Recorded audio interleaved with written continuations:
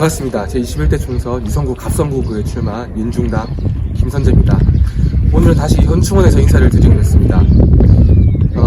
제가 지금 서 있는 바로 이곳은 현충문에 서 있습니다. 대전 현충원을 상징하는 곳이고, 이 뒤에 보이는 현충문 현판이 보이실 겁니다. 바로 뒤에 있는 현충탑이 서 있고요. 제가 오늘 이 자리에서 현충문을 보여드린 이유는 이 현판이 문제가 있기 때문입니다. 언뜻 봐서는 이 현판 아무 문제가 없어 보이죠?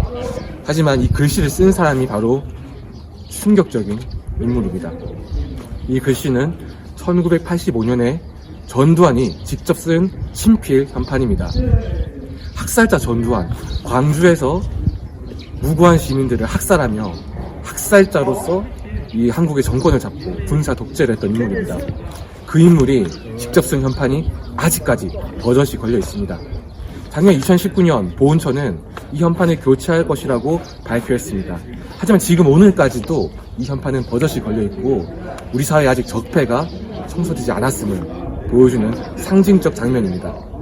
그리고 이 대전 현충원 5.18 민중항쟁으로 인해 인생이 바뀐 한 분의 열사가 잠들어 있습니다. 이동해서 그 열사를 소개해 드리도록 하겠습니다.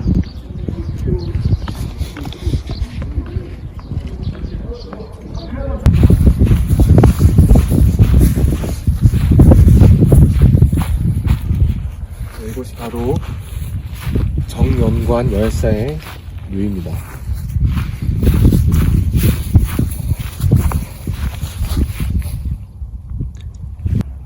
네, 이곳이 여기 보이시는 정연관 열사의 묘입니다.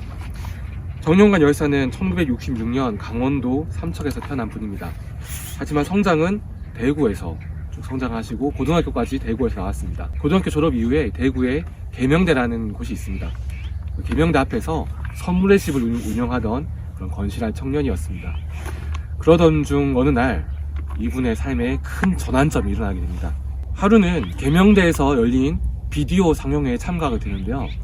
그 비디오 상영회에서 상영한 영상이 바로 5.18 비디오였습니다. 연배가 있으신 분들은 다들 아실 만한 바로 5.18의 진상을 알려준 그 비디오 상영회에 열사가 참여했습니다. 그 비디오를 통해 5.18 민중항쟁의 실상을 생생히 눈으로 본 후에 이분의 인생은 완전 180도 바뀌게 되었습니다. 열사는 우리 사회를 변혁하겠다는 그런 다짐을 다지고 살게 된 것입니다. 하지만 이후 이제 군대에 입대한 이후 되게 안타까운 일을 당하시게 되는데요. 1986년 5월에 군에 입대한 정연관 열사는 상병이 될 때까지 군생활을 잘 하고 있었습니다.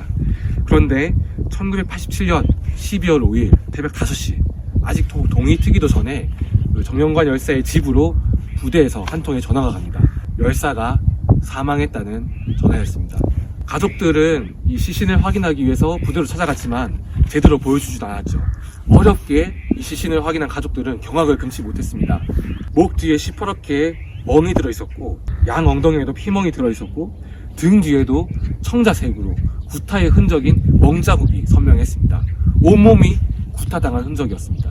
의문사 상태로 남아있다가 이분의 사인이 밝혀진 것은 무려 17년이 지난 후 2004년 대통령 소속 의문사 진상규명위원회가 그 진실을 밝혔습니다.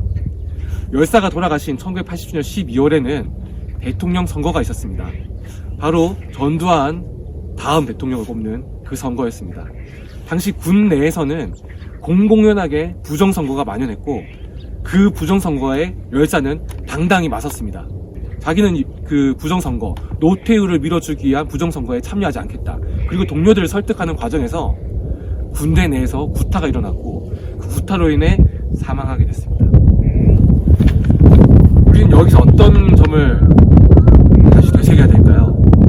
5.18 민중항쟁은 이렇게 한 사람의 인생을 송두리째 바꾸어 놓았습니다. 앞서서 투쟁했던 분, 민주주의를 위해서 투쟁했던 분들이 있었기에 지금의 오늘 우리가 민주주의를 누리면서 높은 시민의식을 가질 수 있게 되는 것입니다. 네, 저는 오늘 여기서 이 전두환이라는 사람에 대해서 이야기해보고 싶습니다. 전두환이 누굽니까? 독재자, 학살자 전두환입니다. 자기가 권력을 쥐기 위해서 광주의 무고한 시민들을 학살하면서 그 피를 흘리면서 자기가 권력을 쥐고 군부 독재를 연장시켰던 역사의 죄인입니다.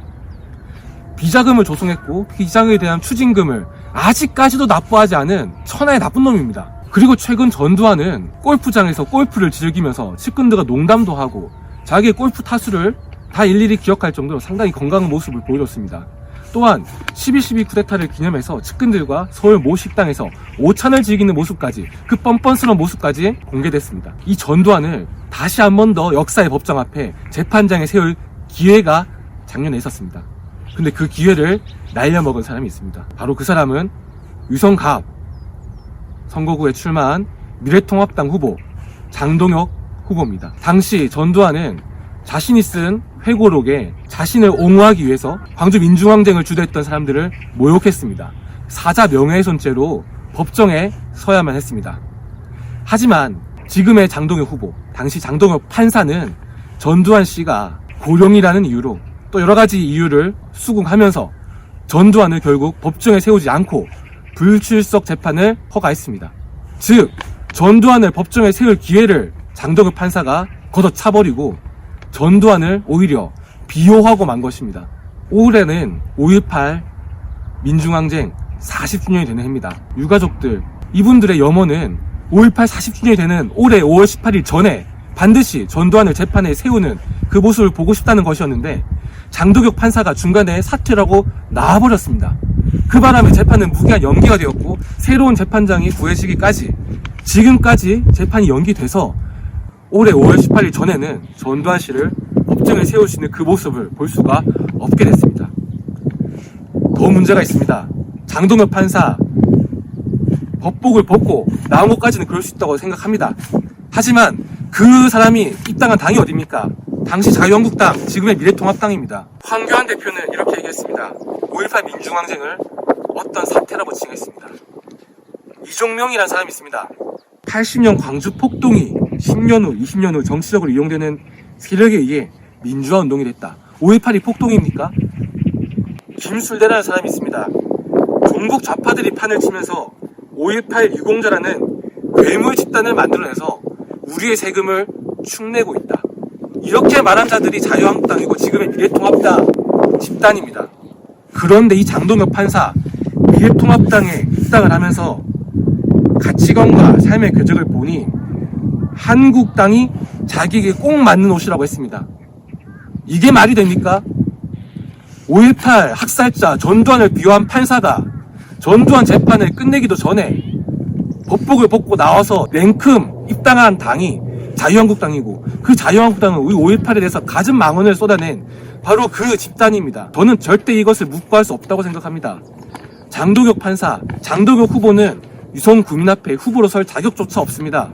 전두환, 학살자 전두환을 비호한 사람이 이 유성구 국민을 대표해서 국회로 가겠단 말입니까? 저는 절대 이것을 두고 볼 수가 없습니다. 유성 국민 여러분, 4월 15일 총선이 이제 얼마 남지 않았습니다. 돌아오는 4월 15일 총선에서 저는 절대 미래통합당 후보들이 당선돼서는 안 된다고 생각합니다. 역사의 적폐 세력입니다. 이번에 꼭 표로 심판해 주시기 바랍니다. 열심히 하겠습니다. 감사합니다.